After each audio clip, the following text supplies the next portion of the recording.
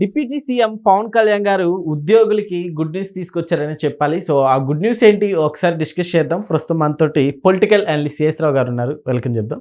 Hello sir. Hello. ఏంటి sir ఈ good news ఎలాంటి వారికి? సార్, పంచాయతీరాజ్ గ్రామీణాభివృద్ధి అటవీ శాఖ మంత్రి పవన్ కళ్యాణ్ గారు ఈ పంచాయతీరాజ్ గ్రామీణాభివృద్ధి అనేది వేరువేరుగా ఉండేది ఇంతకుముందు.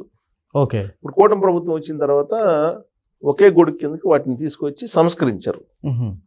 సంస్కరిస్తూ కొన్ని రకాల కీలకమైన నిర్ణయాలు తీసుకున్నారు. ఏ నిర్ణయాలు తీసుకున్నారని అంటే పదోన్నతులు కల్పించు.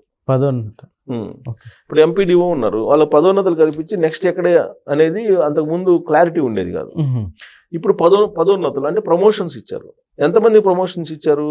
6,000 మందికి ప్రమోషన్స్ ఇచ్చారు ఆ డిపార్ట్మెంట్ పరిధిలో. ఎక్స్పెక్ట్ చేయనటువంటి ప్రమోషన్స్ ఇవన్నీ కూడా. పవన్ కళ్యాణ్ గారి డిపార్ట్మెంట్లో అక్కడ తేజ అని ఒక అతను అక్కడ దానికి సెక్రటరీ. ఓకే. సో అక్కడ కేరళ నుంచి తీసుకొచ్చారు అతన్ని, కృష్ణ తేజ. సో అతను మొత్తం ఇదంతా కూడా అతని ఐఏఎస్గా ఎక్స్పర్ట్, మంచి పేరు ఉందని చెప్పి తీసుకొచ్చిన తర్వాత పంచాయతీరాజ్ సంబంధించినటువంటి ప్రిన్సిపల్ సెక్రటరీ వీళ్ళందరూ కలిసి ఆ డిపార్ట్మెంట్ని ముక్కలుగా ఉన్నదాన్ని ఏకీకృతం చేశారు. ఒక చోటకి చేశారు, ఒక గొడుగు కింద తీసుకొచ్చి ఆ డిపార్ట్మెంట్ కింద పరిధిలో ఉండేటువంటి ఉద్యోగులకి ప్రమోషన్స్ 6,000 మందికి ఇచ్చారు. దాంట్లో గ్రామ వార్డు సచివాలయాలకు సంబంధించినటువంటి వాళ్ళు కూడా ఒక 2,000 మంది ఉన్నారని చెప్పి తెలుస్తుంది. ఓకే.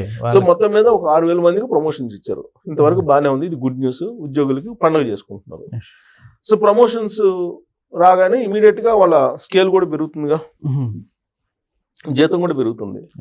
సో దీన్ని వాస్తవంగా వాళ్ళకి గుడ్ న్యూస్. ఇంతవరకు బాగానే ఉంది. పవన్ కళ్యాణ్ గారు చేసినా, లేదా పవన్ కళ్యాణ్ గారి దగ్గర ఉన్న సెక్రటరీ చేసినా, లేదంటే ప్రిన్సిపల్ సెక్రటరీ చేసినా, ఎవరు చేసినా కానీ యాజ్ పర్ ది నామ్స్ మేము చేసామని చెప్పి చెప్పుకోవచ్చు. కానీ గతంలో కేసులు ఉన్నటువంటి వాళ్ళు కొంతమంది ఉన్నారు. వాళ్ళ మీద రకరకాల కేసులు ఉంటాయి. ఉద్యోగుల మీద ఏమేమి కేసులు ఉంటాయి? ఏసీబీ కేసులు ఉంటాయి, విజిలెన్స్ కేసులు ఉంటాయి. ఈ కేసులు ఉన్నటువంటి వాళ్ళు ఉంటారు. ఈ కేసులు ఉన్నటువంటి వాళ్ళకి ప్రమోషన్స్ ఇవ్వడానికి ఉండదు చట్ట ప్రకారం. ఇప్పుడు ఈ కేసుల్ని కూడా మాఫీ చేసేలాగా ఉద్యోగ సంఘ నేతలు కొంతమంది లాబింగ్ చేశారు. అంటే ఎట్లా?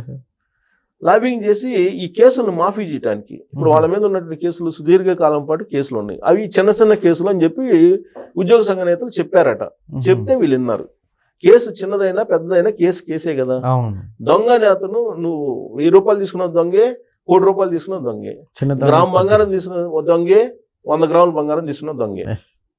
సో దొంగే, చట్టం పరిధిలో దొంగే. కానీ చిన్న కేసులు ఉన్నాయి. ఈ చిన్న కేసులను మాఫీ చేసేస్తే వాళ్ళకు కూడా ప్రమోషన్స్ ఇవ్వచ్చు అని చెప్పి ఉద్యోగ సంఘ నేతలు కొంతమంది పోయి లాబింగ్ చేస్తే ఆ లాబింగ్కి పవన్ కళ్యాణ్ గారు పడిపోయారని చెప్పి ఇప్పుడు సచివాలయంలో ఉండేటువంటి కొన్ని ప్రభుత్వ వర్గాల్లో విస్తృతమైనటువంటి చర్చ జరుగుతుంది, తీవ్రమైనటువంటి చర్చ జరుగుతుంది. అదే సార్, అట్లా ఒప్పుకుంటే ఎట్లా? అదే కదా. ఇప్పుడు దానికి ఒక సొల్యూషన్ కూడా చెప్పారు. ఏం చెప్పారు? 19వ తారీఖున లోక్ అదాలత్ అనేది ఒకటి పెడదాము. లోక్ అదాలత్లో ఈ కేసులన్నింటినీ అక్కడికి మూవ్ చేసి ఆ లోక్ అదాలత్లో ఈ కేసులన్నింటినీ మాఫీ చేద్దామని, అంటే చట్ట ప్రకారం మొత్తం చేయాలి. మాఫీ కూడా చట్ట ప్రకారం చేయడానికి ప్లాన్ చేశారు. ఇదంతా ఎవరు చేశారు? ప్రభుత్వ ఉద్యోగ సంఘ నేతలు కొంతమంది చేశారు. ప్రభుత్వ ఉద్యోగ సంఘ నేతలు కొంతమంది ఆ డిపార్ట్మెంట్లో ఉండేటువంటి ఉన్నతాధికారులను పట్టుకొని ఆ ఉన్నతాధికారులకి నచ్చజెప్పి, ఆ ఉన్నతాధికారులకి ఎలా చెప్తే ఆ విధంగా లైజనింగ్ చేసి ఈ కేసుల్ని మాఫీ చేసుకునేలాగా చేశారు. పంచాయతీరాజ్ రూరల్ డెవలప్మెంట్లో ఏం కేసులు ఉంటాయి? అవినీతి కేసులు ఉంటాయి, అక్రమ కేసులు ఉంటాయి, ప్రధానంగా విజిలెన్స్ కేసులు ఉంటాయి. ఎందుకుంటాయంటే విజిలెన్స్ కేసులు పంచాయతీరాజ్లో గ్రామీణ ప్రాంతాల్లో రోడ్లు వేస్తుంటారు. ఈ రోడ్లలో వీళ్ళు కమిషన్ తీసుకుని రోడ్లు వేసినా వేయకపోయినా బిల్స్ ఇచ్చేస్తారు. 2019-2024 మధ్యలో జగన్మోహన్ రెడ్డి గారి హయాంలో అసలు రోడ్లు వేయకుండా గ్రావెల్ దోలకుండా కూడా అనేక మంది గ్రావెల్ దోలినట్టు బిల్లులు చేసుకున్నటువంటి వాళ్ళు చాలా మంది ఉన్నారు. స్కాములు జరిగినాయి. దాన్ని ఎవరు ఎంక్వైరీ చేస్తారు? విజిలెన్స్ ఎంక్వైరీ చేస్తుంది. కంప్లైంట్ వచ్చినప్పుడు ఆ విజిలెన్స్ ఎంక్వైరీలు చేసినప్పుడు వీళ్ళు సరిగ్గా బిల్లింగ్ చేయలేదనో, రోడ్డు వేయలేదనో, దాని నాణ్యతను పరిశీలించలేదనో ఉంటుంది. ఒక రోడ్డు వేయాలంటే దానికి ఒక మెజర్మెంట్స్ ఉంటాయి, దానికి ఒక బెంచ్ మార్క్స్ ఉంటాయి. ఇంత వెడల్పు వేయాలి, ఇంత గ్రావెల్ తోలాలి, లేదంటే ఇంత లోతున తవ్వి గ్రావెల్ చేయాలి, ఇట్లా నామ్స్ ఉంటాయి. ఓకే. ఈ నామ్స్ ప్రకారమే ఆ కాంట్రాక్ట్ ఫైనల్ అవుతుంది. ఆ కాంట్రాక్ట్ ని కాంట్రాక్టర్ పాడుకుంటాడు. ఆ కాంట్రాక్టర్ రోడ్డు వేసేటువంటి సమయంలో ఆ సంబంధిత ఏఈనో లేకపోతే ఈనో లేదంటే డిఈనో వీళ్ళందరినీ మ్యానిపులేట్ చేస్తాడు. పైనుంచి కింద దాకా ఒక 5% అవినీతి అనేది అఫీషియల్ అయిపోయింది. ఆ 5% కింద స్థాయిలో, తర్వాత ఇంకొక 5%, మొత్తం 15% అఫీషియల్ కరప్షన్ కింద చేసేసారు. ఇప్పుడు డిపార్ట్మెంట్లో, పంచాయతీరాజ్ రూరల్ డెవలప్మెంట్ డిపార్ట్మెంట్లో కానీ, లేదంటే పట్టణ అభివృద్ధి శాఖలో కానీ, లేదంటే రెవెన్యూలో అయితే ఇంకా ఎక్కువ ఉంది. సో ఇది లేటెస్ట్గా IVRS కాల్స్ ద్వారా బయటపడినటువంటి అంశం. సో కాబట్టి విజిలెన్స్ కానీ ఏసీబీ కేసులు కానీ ఉంటే వాటిని కూడా లోక్ అదాలత్ ద్వారా క్లియర్ చేసేసి ఈ పదోన్నతికి అడ్డుగా ఉన్నాయి కాబట్టి ఈ కేసుల్ని మాఫీ చేసేసి పదోన్నతులు ఇవ్వాలి అనేటువంటి ఒక నిర్ణయం తీసుకున్నారు అని అంటే ఇది ఉద్యోగులకి ఎవరైతే అవినీతి పనులు ఉన్నారో వాళ్ళకి బంపర్ ఆఫరేగా. అవినీతి అక్రమాలకు పాల్పడినటువంటి ఉద్యోగులకి ఇంతకంటే బంపర్ ఆఫర్ ఏముంటుంది? ఇప్పుడు ఈ కేసులు ఉంటే వాళ్ళకి లైఫ్ లాంగ్ ప్రమోషన్స్ ఉండవు.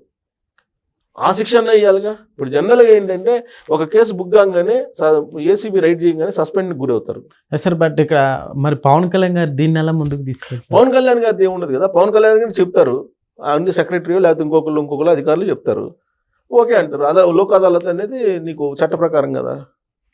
సో న్యాయస్థానం చేసేస్తుంది అంటే మనకేం అభ్యంతరం? ఇంతమంది ఎంప్లాయీస్ని సాటిస్ఫై చేయగలం. ఉద్యోగ సంఘ నేతలు చెప్తున్నారు, వాళ్ళ హ్యాపీనెస్.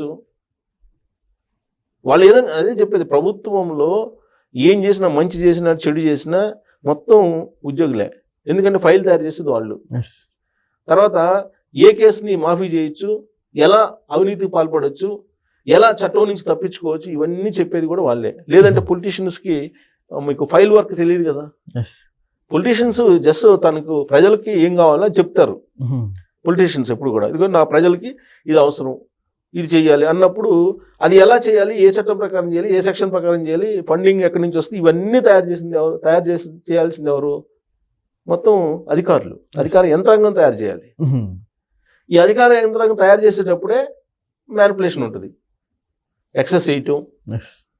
ఇప్పుడు మెగా కంపెనీకి లేటెస్ట్గా అమరావతిలో దాదాపు 7,000 కోట్ల రూపాయలు వర్క్ ఇచ్చారు. దాని వాల్యూ దాదాపుగా 5,000 కోట్లే ఉందంట. అంటే 2,000 కోట్ల రూపాయలు ఎక్కువ వేశారు, ఎక్సెస్ వేశారు. ఇది ఇప్పుడు న్యూస్ వస్తుంది కదా అన్నిట్లో ఇప్పుడు. సో అలా అధికారులు ఏదైనా ఇప్పుడు పంచాయతీరాజ్ శాఖలో ప్రధానంగా గ్రామీణ రోడ్లు లేదంటే వాటర్ సప్లై వీటి మీద ఎక్కువ ఉంటుంది ఆ వర్క్ అంతా ఆ డిపార్ట్మెంట్ పరిధిలో. వాళ్ళు ఏం చేస్తారు, రోడ్లకు సంబంధించి ఎక్సెస్ చేస్తారు. ఒక రోడ్డు ఒక 2 కోట్లతోటి వేయాలని చెప్పి టెండర్ పిలుస్తారు. టెండర్ అంతా అయిపోయిన తర్వాత రోడ్డు వేసేటువంటి సమయంలో కాంట్రాక్టర్కి ఇది ఖర్చు అయింది, దీని రేట్లు పెరిగినాయి అని చెప్పేసి ఎక్సెస్ చేస్తాడు. 10% ఎక్సెస్ చేసి ఈ 15% లంచం తీసుకుంటాడు. ఇది జరిగేది. ఇలాంటివి జరిగినటువంటి కేసుల్ని లోక్ అదాలత్ ద్వారా మాఫీ చేసి పదోన్నతులు ఇవ్వడం అనేది బంపర్ ఆఫరే కదా. ఇప్పుడు ఇది పంచాయతీరాజ్ రూరల్ డెవలప్మెంట్లో జరిగితే 19వ తారీఖు ఏదో పెడుతున్నారు. తర్వాత ప్రమోషన్ జరిగితే మిగతా డిపార్ట్మెంట్లో కూడా ఇలా చేయమని చెప్పేసి ప్రభుత్వ సంఘ ఉద్యోగులు ఎవరైతే ఉద్యోగ సంఘ నేతలు ఉన్నారో వాళ్ళు వస్తారు, మాకు కూడా చేయండి, మా డిపార్ట్మెంట్లో చేయండి, పంచాయతీరాజ్లో చేశారు కదా, పవన్ కళ్యాణ్ గారి డిపార్ట్మెంట్లో చేశారు కదా, మాకు ఎందుకు చేయరని చెప్పి వాళ్ళు డిమాండ్ చేస్తారు. ఇదంతా కూడా ప్రభుత్వ సంఘ ఉద్యోగ నేతలు ఎవరైతే ఉన్నారో వాళ్ళు చేసే పని ఇదంతా. ఎందుకంటే ఒక సంఘం పెట్టుకున్న తర్వాత వాళ్ళు ఆఫీస్ బేరర్స్ ఉంటారు, వాళ్ళకి ఇంక రెండో పని ఉండదు, ప్రభుత్వ డ్యూటీ చేయరు వాళ్ళు. దాదాపు 1000 మంది ఇలా ఉన్నారు ఆంధ్రప్రదేశ్లో అని చెప్పి. గుర్తింపు లేనటువంటి సంఘాలు కూడా ఉన్నాయి. జస్ట్ రిజిస్టర్ చేయించుకొని నాది ఒక సంఘం అంటాడు, ఆఫీస్ బేరర్స్ నేను ఆఫీస్ బేరర్లు ఇదిగో ఇది లిస్ట్ ఇస్తాడు, వీళ్ళు జాబుకు పోరు. వీళ్ళ డ్యూటీ ఏందని అంటే ఇలాంటి పంచాయతీలు చేయటం, లేదంటే ఈ మాకు జీతాలు పెంచండి, లేకపోతే మాకు డిఎల్ ఇవ్వండి, లేకపోతే మాకు బకాయిలు ఇవ్వండి, ఇలా డిమాండ్ చేయటం, ప్రభుత్వంతో లైజనింగ్ చేయటం, ఇదే కార్యక్రమం చేస్తుంటారు వీళ్ళు. ఓకే. సో కాబట్టి వీళ్ళు ఇప్పుడు అసలు ప్రభుత్వ ఉద్యోగ సంఘాలనే రద్దు చేయాలనేటువంటి డిమాండ్ వస్తుంది అసలు ఇప్పుడు. అసలు అప్పట్లో జగన్మోహన్ రెడ్డి గారు ముఖ్యమంత్రిగా ఉన్నప్పుడు 1వ తారీఖు జీతాలు ఇవ్వండి అని చెప్పి అడిగినందుకే ప్రభుత్వ సంఘాల మీద మండిపడి రద్దు చేయాలని చెప్పి ప్రయత్నం చేశారు. ఇప్పుడు అసలు ఈ ప్రభుత్వ సంఘాలని ప్రభుత్వ సంఘాలకి ఎలక్షన్స్లు పెట్టి పగడ్బందీగా ఎలక్షన్స్ పెట్టి అసలు ఏ సంఘాలు ఉండాలి, ఏ సంఘాలు ఉండకూడదు అనేది ప్రభుత్వం తేల్చాలి ఫస్ట్. ఎవరికి వాళ్ళే సంఘాలు పెట్టుకొని కులాలకి ఒకటి, ప్రాంతానికి ఒకటి, ఇలా పెట్టేసుకొని పార్టీలకు ఒకటి ఇలా పెట్టేసుకొని ఆఫీస్ బేరర్లు అని చెప్పేసి సుమారుగా 1000 మంది పని చేయకుండా జీతాలు తీసుకుంటున్నారు ఆంధ్రప్రదేశ్లో. ఇలాంటి పరిస్థితి ఉందని చెప్పేసి సచివాలయ వర్గాల్లోనే కొంతమంది చెప్తున్నారు 1000 మందికి పైగా ఉన్నారంట రాష్ట్ర వ్యాప్తంగా. 1000 మందికి పైగా అసలు ఉద్యోగాలు చేయకుండా జీతాలు తీసుకుంటున్నారు. అదేమంటే మేము ఆఫీస్ బేర్స్ మాకు ఒక సంఘం ఉంది అని చెప్తారు. గుర్తింపు లేనటువంటి సంఘాలు, రిజిస్టర్ సంఘాలు కూడా ఇప్పుడు ఉన్నాయని చెప్పేసి రీసెంట్ గా నా ఇంటర్వ్యూలో కూడా కొంతమంది చెప్పారు. ఇది ఉద్యోగ సంఘం మాజీ నేతలు కూడా.